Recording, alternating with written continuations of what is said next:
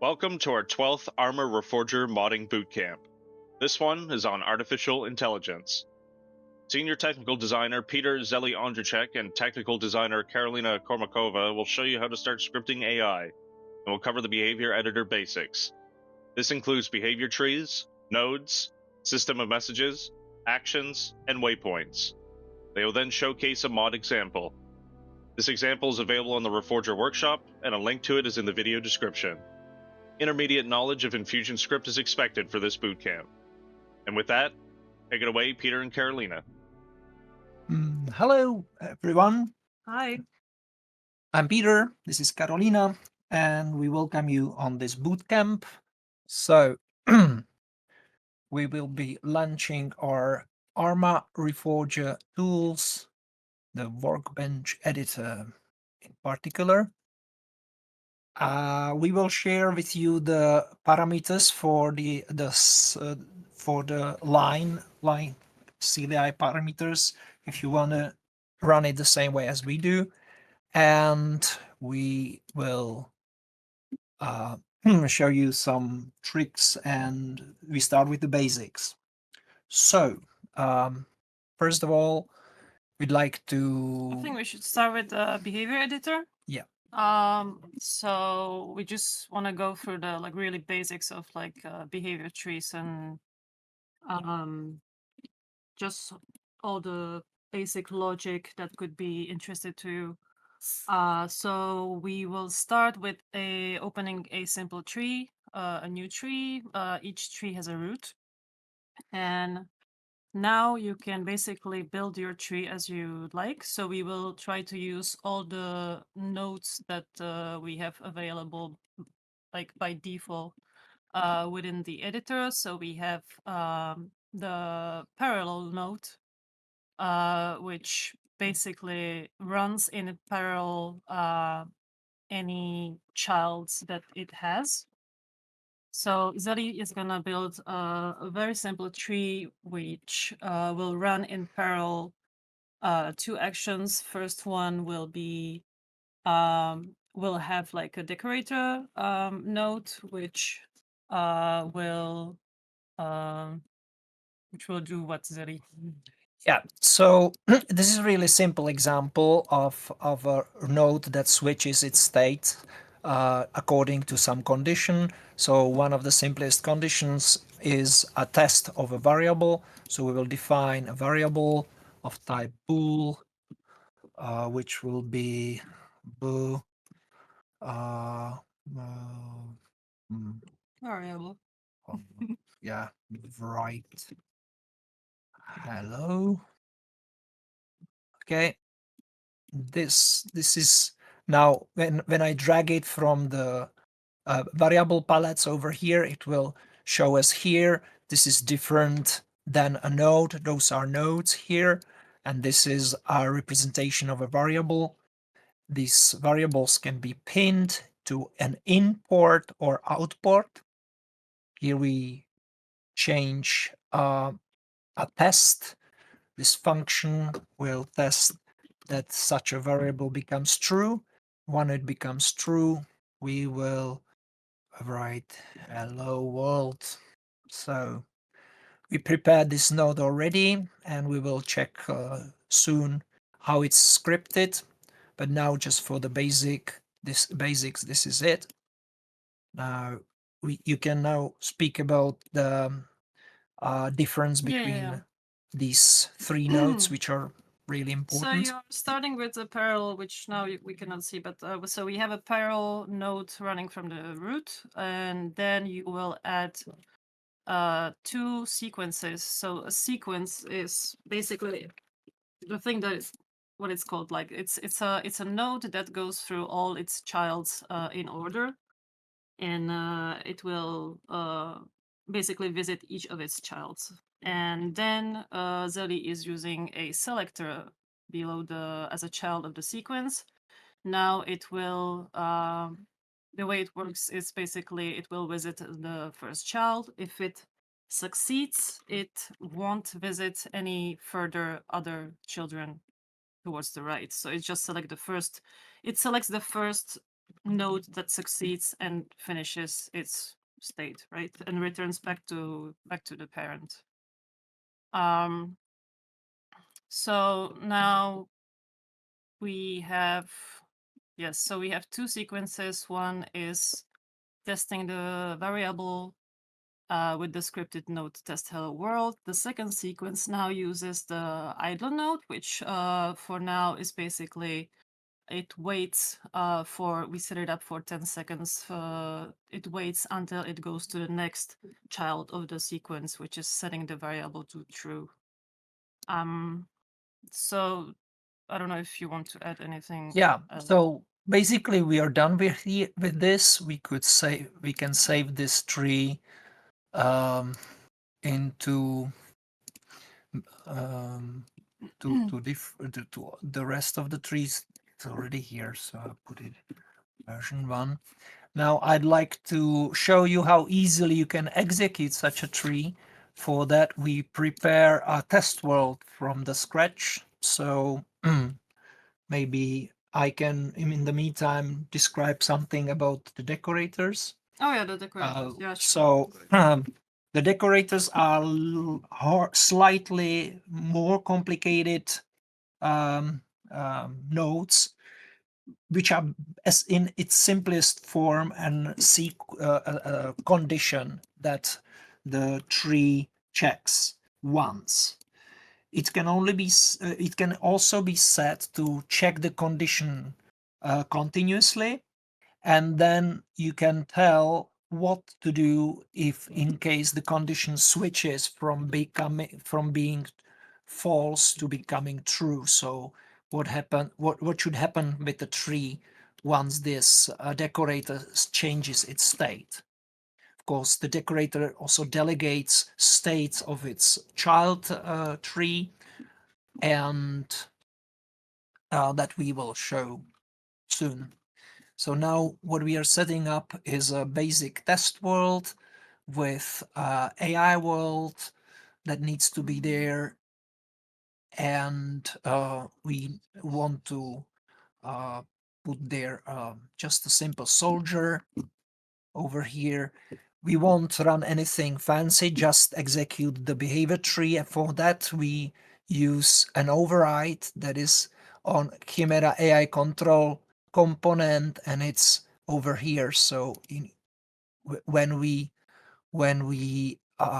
override the executed tree from the default one to our defined, we and run the game. Don't forget to enable the AI. Yeah, and this is a tricky part. Enable AI must be selected.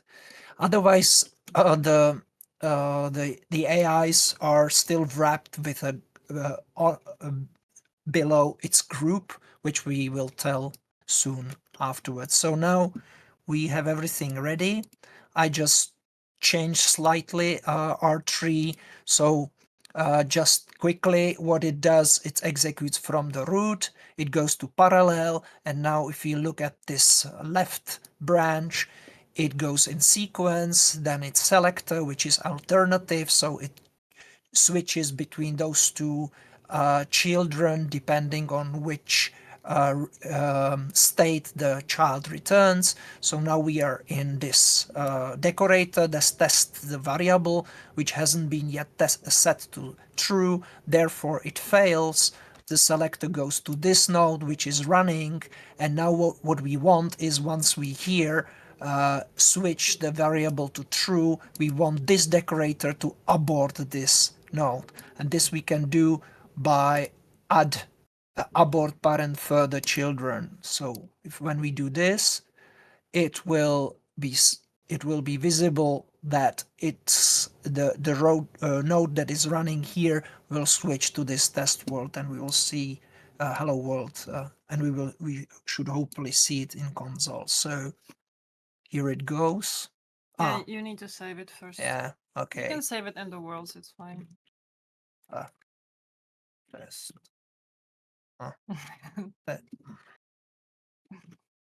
Keyboard. Yeah, okay. And now we can switch to the tree. So we see here the blue ones are being are running, and then green means success and red means fail. Now it already happened. I mean, the thing we were showing. So we should check the console, and over here is our hello world log.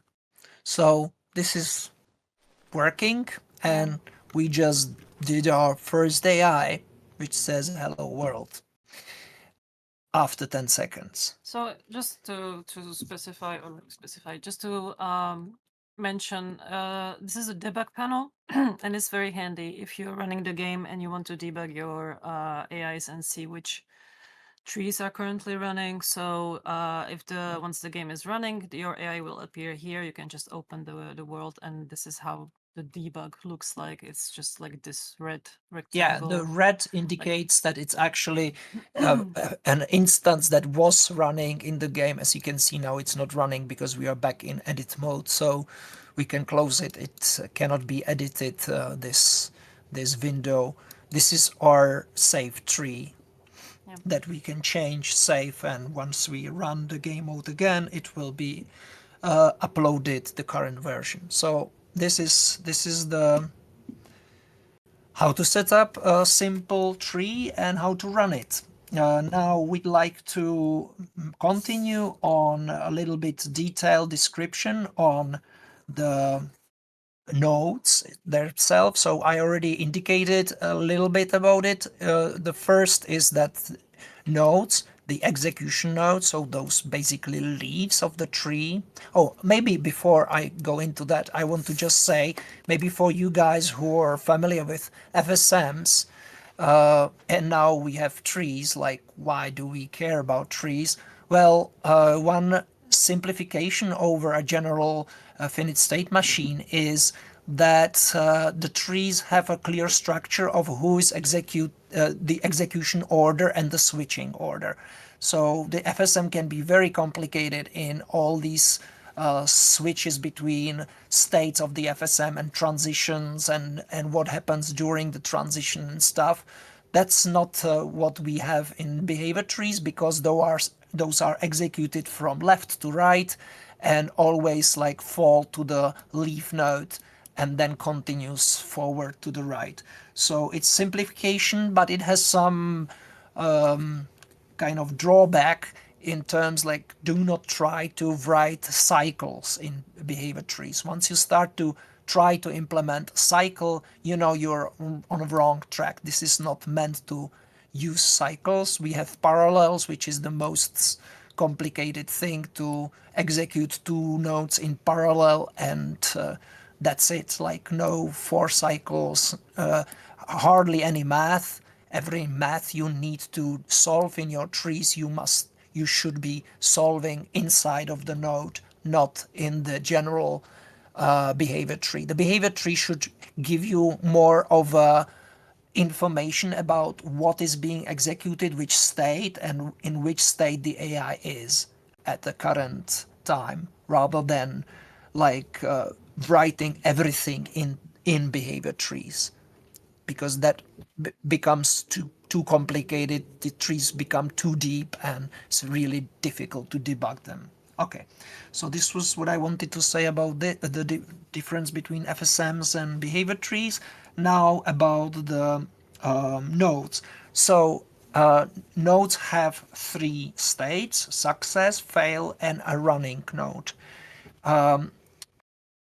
You might think that fail is some sort of an error, but that's also a wrong concept, because then you basically get rid of all selectors in your behaviors. So selector, as I said, was alternative, and a fail of a node is then switching the selector to a different branch, which can execute an alternative execution. So fail is more or less like failed alternative of your behavior rather than error in scripting or something. Of course, sometimes we do implement in scripted nodes an error of usage that is outside interpreted as a fail, but you shouldn't use it only for that purpose. Let's say you have a tree that checks some ammo in your weapon, and then nice way how to switch from this tree to say rearming tree is to say fail when you are out of ammo, right? So this is not an error, it's just end of an alternative. Yeah, okay. And another thing that I would like to say is about the running node. So running nodes are very useful, very frequent. Greatest example of a running node is a move. So you order your character to move somewhere, and while it is moving, this node is executed. So you give him the destination, and the node is running until it gets there, and that takes time, right? The other example of a running node was, for example, idle, or this return state that is running forever, which is basically like a terminal node in here. Yeah, so running node is very useful. And so now let's check how did we implement this scripted node, because this is what you will be doing quite a lot. So this is our test hello world node. Yeah, so continue? if you want to go over the basics, if you want to create a scripted node, you would inherit from AI task scripted. And you have these different events that you can use for your node. So we have on init. So it is triggered when the tree is basically loaded or executed by the running BT. And it's again triggered if the run BT has an attribute of always re in it. So you can work with this. You can also alternatively use the event on enter, which is triggered just on start of the simulation if the node state is not running. The basic running event for the scripted node is on task simulate. Yeah, that's the main body yeah. of your script here. So this is where you would perform, write your methods, and you always need to return a result of the node. So it can be success, it can be fail, it can be running, it can be breakpoint. Yeah, this ignore. This is for it's a Reforger specialty that it was implemented in breakpoint like this. I show you a great breakpoint that we really use, not the breakpoint in behavior trees, which is sometimes clunky, but we use this breakpoint in script, and hopefully when I run the thing and wait this 10 seconds to trigger that node, I should be hitting my breakpoint. Yeah, here. And I am now on this breakpoint. So breakpoint in script editor is a way to go for us. Yeah, please continue. Yeah. I'm just going to turn this off. Yeah. And we also have the on abort event, which here you can specify whatever you want on when a decorator of some decorator aborts the node, it's a little bit complicated, this abort. It's more, if you're interested, we could dedicate an entire hour to explain the aborts and how they work. It's sometimes unintuitive, but it's an important event that is there. Yeah. I would also like to specify that if you want to use the on init, on enter, or on abort events, be sure to keep the super on abort, because it will respect whatever is on the on abort method, but you can add on to it basically. It's also important to have the visible in palette bool triggered as true, so it appears in your behavior editor. Just like you can specify the description or the text, basically, if you hover over your node, you can see the description. Yeah, So and you can also specify in this middle text some setup of attributes of the nodes. So if you have some attributes on the nodes that you change and you want to see them visibly when you see the entire tree, it's useful to use this get middle text string override. You can also script your own decorator, which it's basically a condition, right? So you can for this you would need to either, I think we have various classes that you can inherit from, but basically you would inherit from either decorator scripted or decorator descripted. I think. The difference is that one is the node decorator where you can specify any ports you want. The other decorator test is just specified the condition basically you want to test, like any condition you can test in script in Enfusion script. And this node, this test then can be added using one single node that is called decorator test.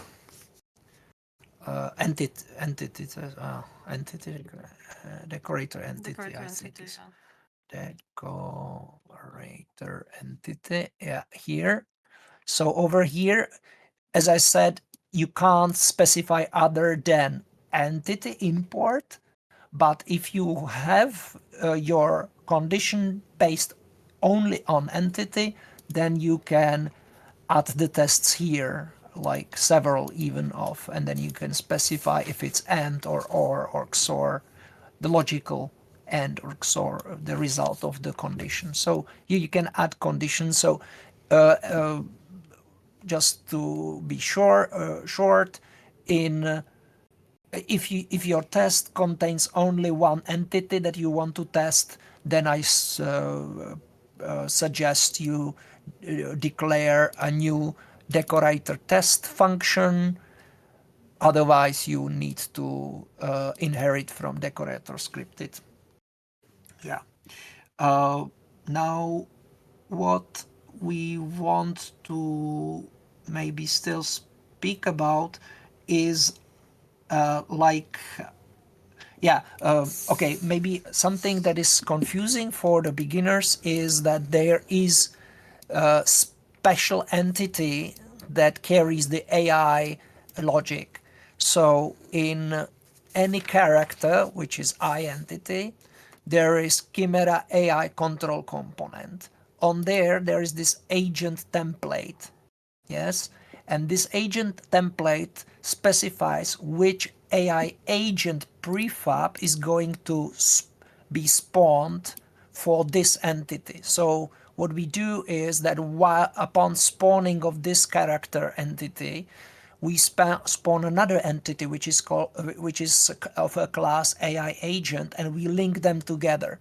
So this AI agent is basically, invisible thing put in the, you can think it as a brain of the AI character, and it has AI the end. Yeah, so it has its own prefab on which there are some other components that the AI agent has, such as utility component, which we will talk about later. Yeah, and what you can do is on AI agent there is a method get controlled entity, which gives you a reference to the controlled entity, and on entity you can ask on AI agent by accessing AI control component get controlling agent, or I forgot. Entity. You get from the control AI agent is the method called in AI control component, and from that you get the agent. So now I hope I explained it. Maybe I didn't, tell us in the comments. Okay, that's this. And last but not least, I would like to talk briefly about pitfalls of scripting nodes. So I mind you that the scripted nodes are executed in the virtual machine. So on a main thread, single execution. So if you want to calculate ballistic curve on every AI agent in the world, it will get slow and it will even stuck the game. So what we need to be mindful of is performance in this scripted node, especially in the method on simulate, which we showed you before. So over here we want to we receive this event every AI tick, and here we want to be very like performance friendly. So for example, if we perform some search over area, as we will do very soon, we don't want to search every frame for this area, because we would basically use our all performance for our AI. What we do is many different tricks. One of them is postpone or split the execution into several frames using the running state. So what we do is perform this search we want to do, this expensive one, first frame. Then when we want to try again, we wait a couple of frames, returning just running state of the node, so it stops. Execution doesn't continue in a sequence after this node.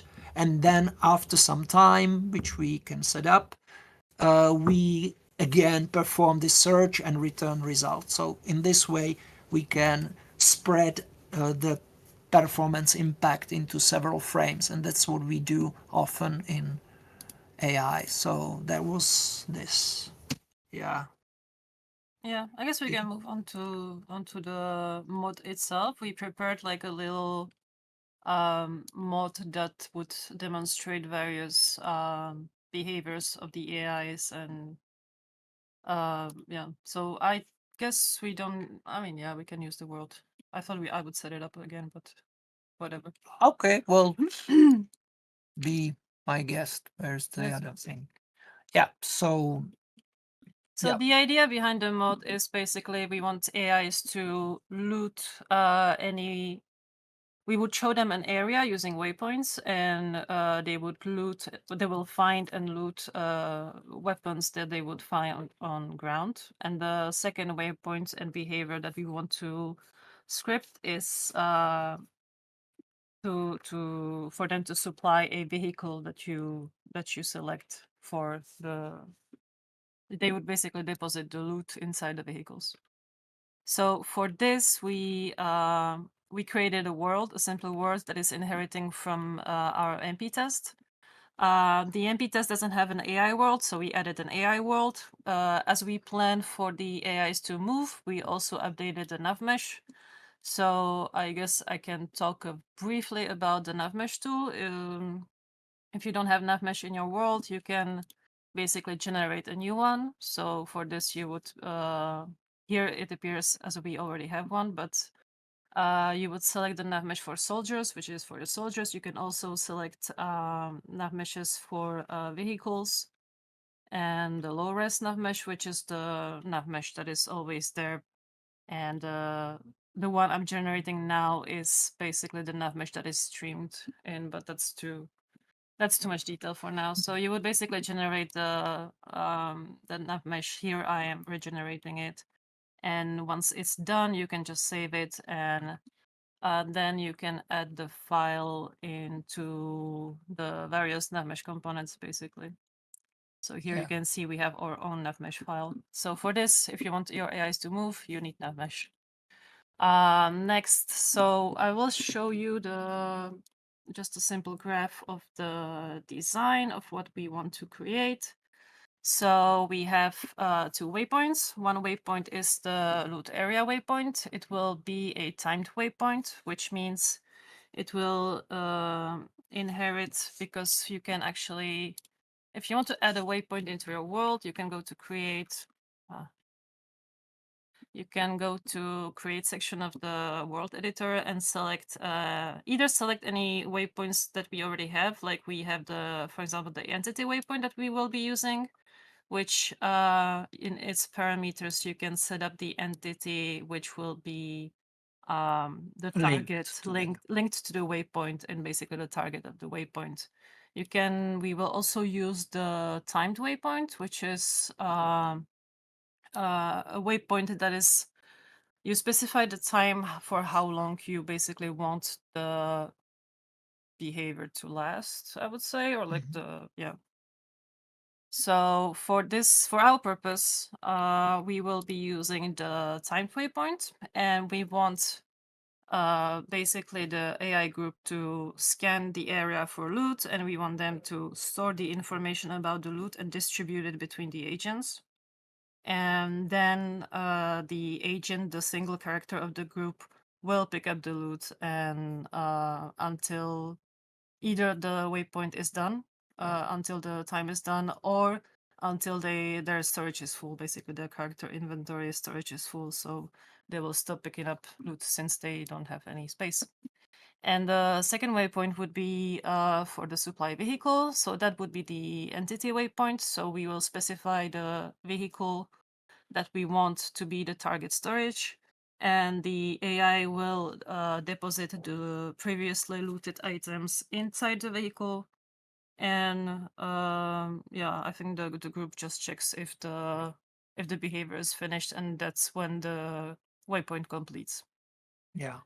So while Karolína will set it up slowly, I would explain a little bit about the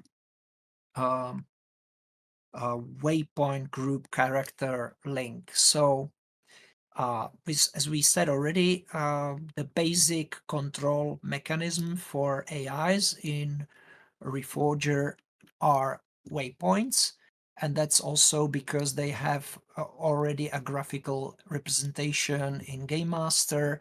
Can be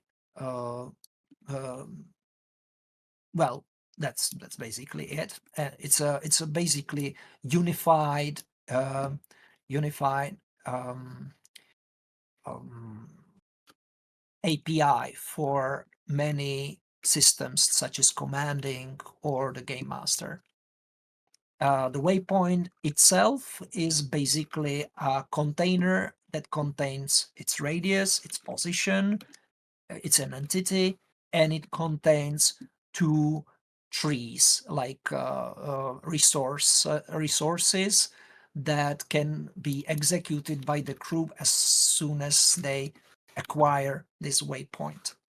Now, in Arma series, you could give a waypoint to a group or to a soldier. In Reforger, it was just reduced to a group, so soldiers cannot obtain a single waypoint. It must be assessed via a group. I won't go to details why we did it this way, but it's like this. So we have a waypoint that is given to a group. The group then chooses how to process this waypoint. It usually has several things, several trees that it opens or runs, and it can even execute some script that is not a tree. I'll go back to that later. So yeah, here's a small picture what we will be doing. So the waypoint is basically creating an activity for the group. We have a word activity and behavior. Activities for a group, behavior is for character AI agent. Yes, so those are the classes that are describing some action that the group or agent is doing. So waypoint creates an activity for the group. The group then decides, searches the area for the loot, in the case of the loot waypoint, and distributes this information or sends a message, AI message, to the agents of the group to collect parts of this loot. and this is received to AI agent as a goal message. The goal message does not trigger yet any behavior, but goes via another method or another class called reaction. So you have a message that is processed by a reaction in the agent of the group or the agent of the character, and the reaction can even not create a behavior. It can just say, okay, I set my number of magazines to 0 if this was my goal or something. It can erase some of its own behaviors as a reaction to some message.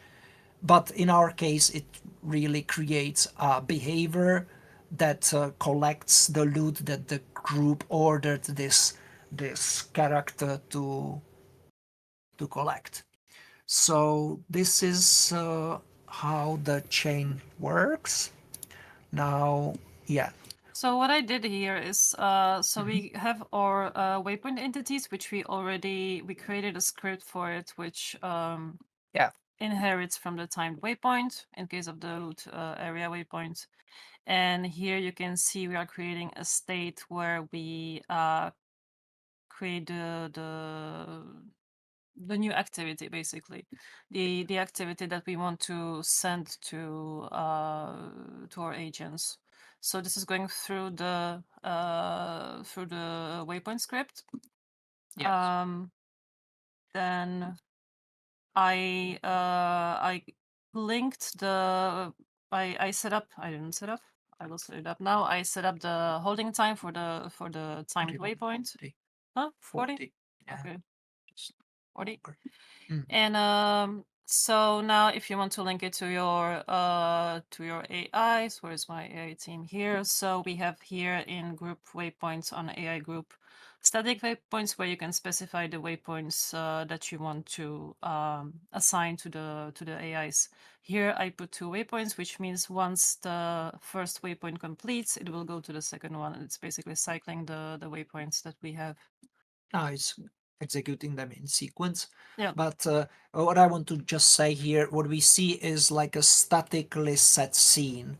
If you want to do this dynamically, of course, every method, like adding a waypoint to a group, has its dynamic version that you can call on a group to add another waypoint on it. So typically what you have in conflict, for example, or something, is that you spawn a waypoint, set it up properly, and then add that waypoint to the group dynamically. Here we add it on the basically on the mission start because this is good for debugging fast, and well, you can set it this way too. Yep. Yeah. So I threw in some AKs and mags inside the waypoints. I don't need to do anything else.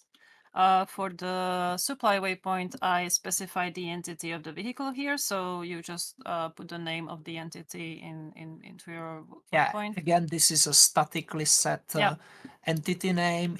You can do this dynamically by calling some method on the entity waypoint that adds the entity dynamically in your script. Exactly. So now when it comes to the scenario setup, it should be all. So yeah, so maybe a little bit more about the messages.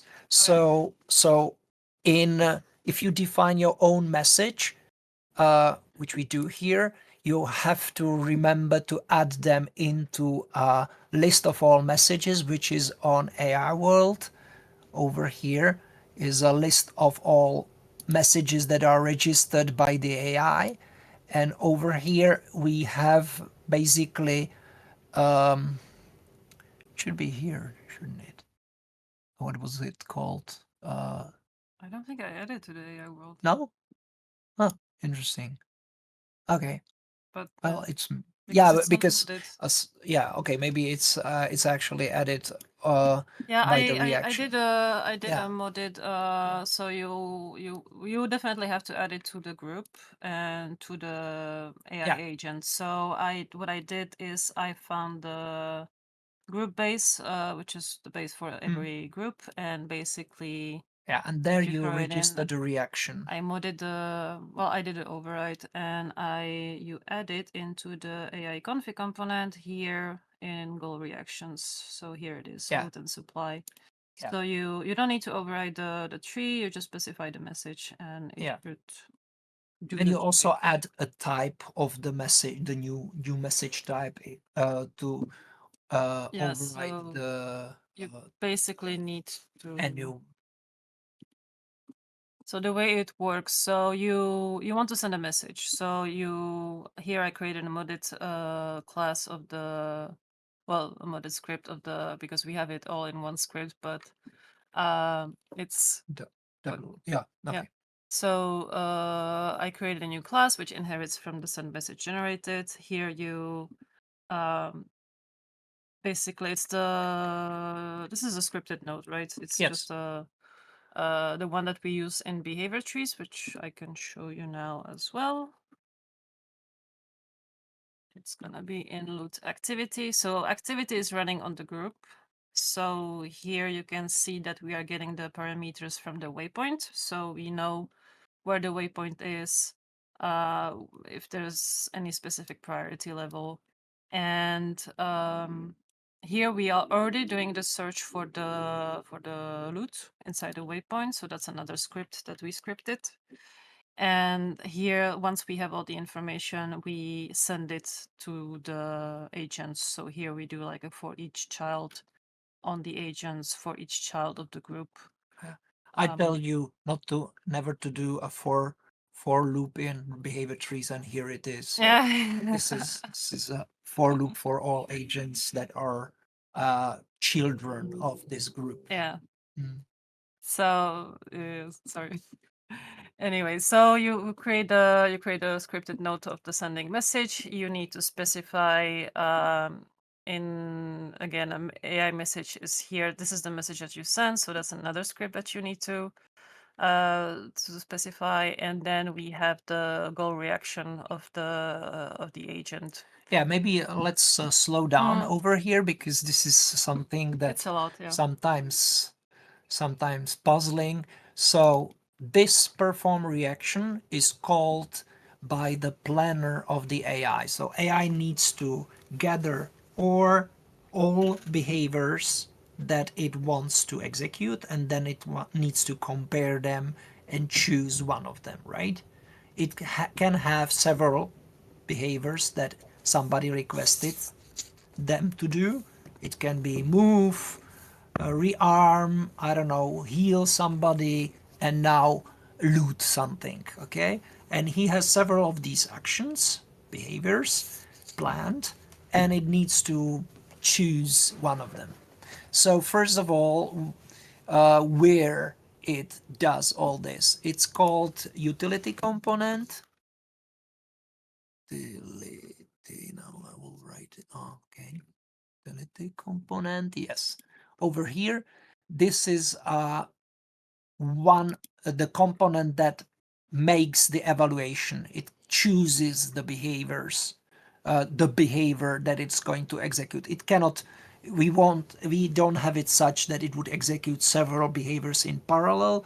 We choose just one, and when it's switching from one behavior to the other, it throws the previous behavior or like aborts it. Okay.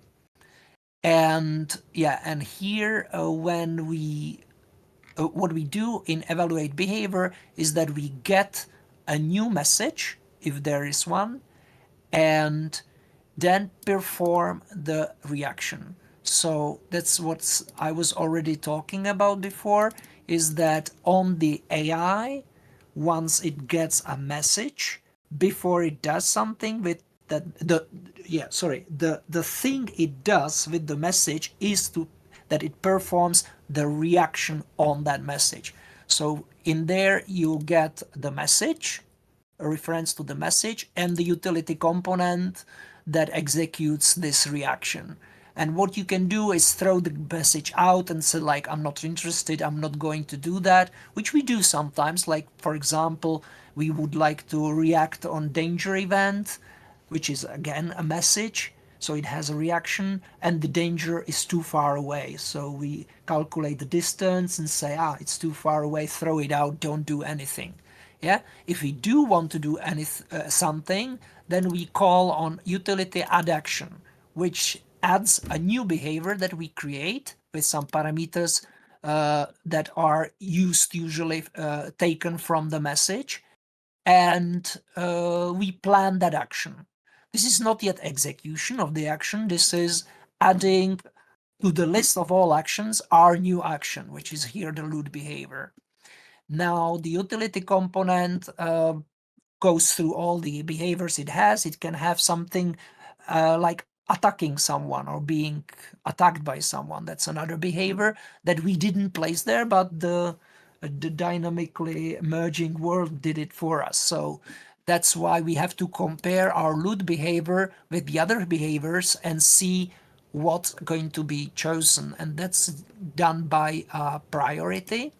So in the loot behavior itself, in its constructor, you can define how big priority such a behavior has, and it consists of two things. One is priority and the other is called priority level. So priority is really just a number. In here we have for loot behavior priority move, so it has the same priority than ordinary move. Here in the AI action base, you have a list of all the priorities that you have. Of course, if you wanted to define new priority, you have to add it in your modded script. So this is a priority, that's a number, and added to this number is a priority level that is 0 for a normal level, but then 1000 and 2000 for two other levels. One is given by the commander, like player commanding, and the other is by game master. So you can add a priority level that adds to the basic priority. So suddenly the move that had priority 30 will have 2030, which is higher than, let's say, medic heal, standard medic heal. And that's how you can define in your game master, for example, like a forced move command. So you get a normal move that has 30, but forced move has 2030, and that's why it ignores threats, goes into fire exchange, and I don't know, throw a grenade thrown at it will also not be reacted to. So this is the priority and behavior. Same is happening with the activities. So the activities of the group have also priority. That's somewhere here, group activities.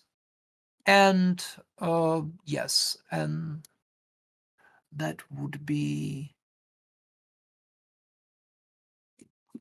this. Yes. Yeah. Also, So we can say that I think it's kind of visible, but so the activity and the behaviors are the ones that define the BT that you want to activate at the Yeah. point of the action. yeah, maybe we can now run it so we see that it's really doing what we promised it to do. I hope it's gonna Okay, do then. what you promised it's gonna do. Okay, so you can see we have the AI debug parameter, so it helps us to see the current behavior of the AIs. Yeah. We can More- also, so Yeah, here okay. it's thinking, and it's confused. Why is it confused? Yeah. So something changed, something wasn't properly set up. I need to remove the group base. That's probably throwing an error. We have the Yeah, in the meantime, what I- autocomplete, of course, by default. We can also talk yeah, about this is a trap for us.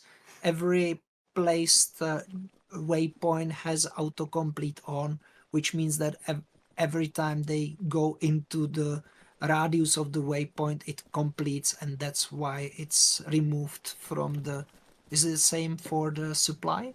I think so, yeah. Yeah. We'll see. So here you can see so they're now picking you up can their see. stuff. Yeah. They So are now... here he's realizing that his storage is full, basically. So Yes. he's idle. So they're waiting. It works. We put it as a timed waypoint so that if you throw something new to the ground, they should he's full. eventually pick it up once the group replans and notice it. Well, we'll see. Maybe not. I think they're taking the weapons that are closest to them right now, maybe. Yeah, anyway, after these 40 seconds of this loot waypoint, they should start moving to the other waypoint, that is the return back. We can I'm gonna show... check if the autocomplete is on, maybe. Yeah. Because it's probably on. Yeah, okay. So, one... Yeah, it's on. Yeah, okay, great. So maybe we can now lower the loot waypoint holding time since we... Yeah. Since we explained. Yeah, okay. And... Faster. Yeah, just about the performance, we did the search for the... so it's basically a sphere trace of the within the area of the waypoint about the loot. So the naive solution would be to search by each character separately for its loot in that area, but that would be, as I said earlier, very performance unfriendly. That's why it's a search made by the group, and the results are stored in the activity of the group, and then the characters use that information and collect just part of that loot by each of them. So then you can see how we scripted it in detail. Okay, so again, I'm gonna check if we have the waypoint supply correctly.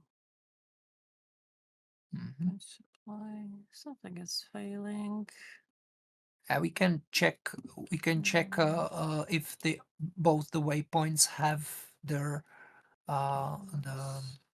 if they are on in the link. I'll show the debug at least. Can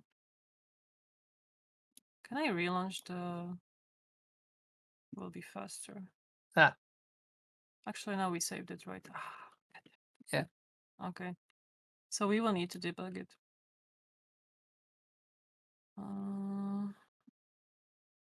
Or maybe I can... Now let's just run the game. Yeah. And see if both the waypoints are there, and this way we can also show some debugs. So first of all, both waypoints are there. This is good. Yeah, now we can also see something more than just this, but for that we need to use the game master. So we select the group, and then by this command open debug panel in AI, we can show some more details. So we can see still that the loot activity is being executed. It should be executed 20 seconds. And then we'll see what will happen.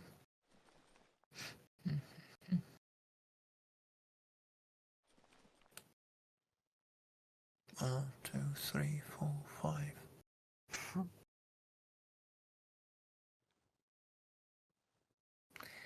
Yeah, so this debug panel, what you need for it to show, you need to go into AI script, and this is visible if you run the workbench with Zeli parameter,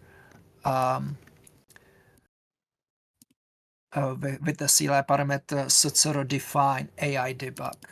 We'll put it into comments down there. Oh, they're moving, I think. No? No. They're still in looting behavior. it's failing over here.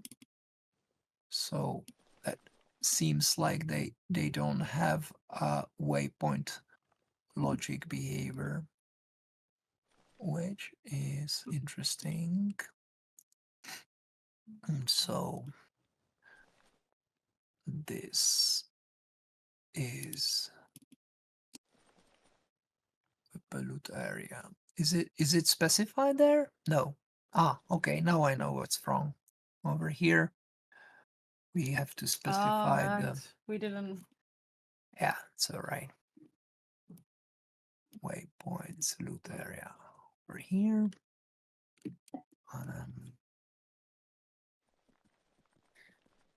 Okay.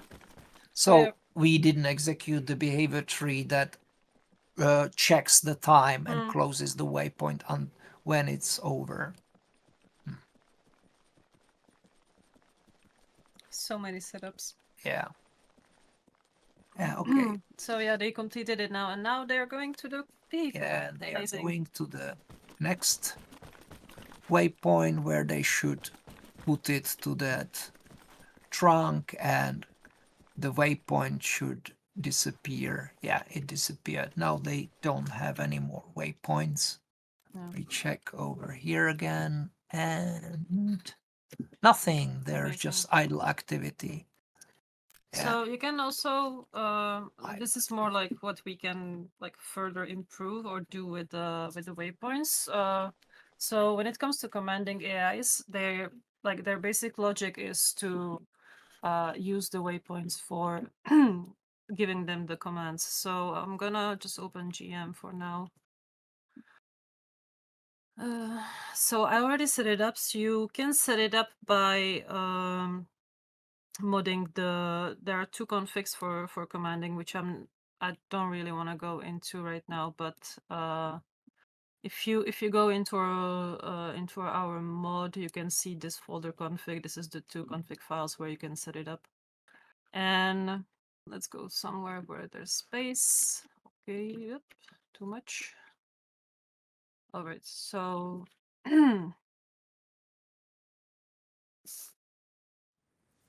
okay, so we're gonna place a vehicle. We're gonna place two AIs.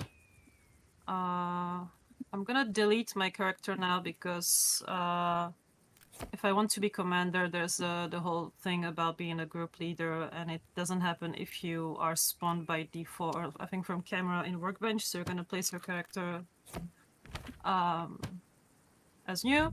So here I'm gonna just drop some loot and recruit my AIs. You're with us. You on me. And here you can see I already added the commands, so I'm gonna put the loot area command. They are picking their stuff. And the other command, the way it works now, you have to actually point your cursor at a vehicle to appear. So here it doesn't appear, but if you point it at a vehicle, it's here over there. So again, you can just give them the command and they will do it. So you can really play with waypoints as much as you want, and I think it's really handy. Here you can see the loot is in the trunk. So yeah, we didn't add looting buddies. Yeah, that's the way how you can yeah. expand this example. You could loot buddies, you could maybe distribute the loot better. So we have just like that the list of the found loot is split basically into parts for each character. So as many characters you have, divide the number of loot by them, and that's basically how many each of them will collect. But you could do it differently. For example, you could loot by value for the loot. So that's say of grenadier will collect grenades. 80 man will collect rockets for his disposable rocket launcher, and that's it. So that you can expand. Have a look on how we did it, and please comment what you like or disliked on this presentation. Thank you, Peter and Karolína, for that presentation. Yeah, Thank you again, Thanks. and see you. Bye-bye. Bye.